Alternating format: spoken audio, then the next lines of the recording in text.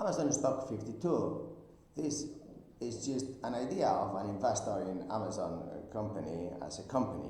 Okay, not a recommendation for you to invest. So please do not do it. Just if you are interested in arguing and debating where is the intrinsic value of Amazon going to go, please think about these ideas. Like, for example, if we are going to have per quarter 15 billion income like we did have in the third quarter, then is this going to make Amazon now realizing 60 per year billion income? Then could we go and buy shares of Amazon?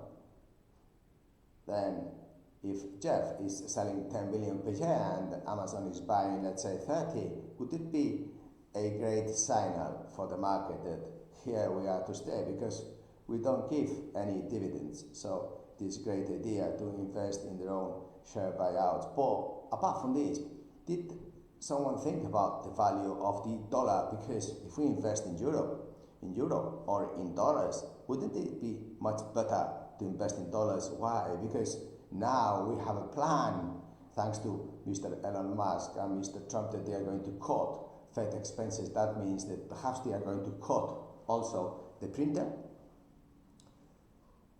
inflation, and they're going to tackle debt.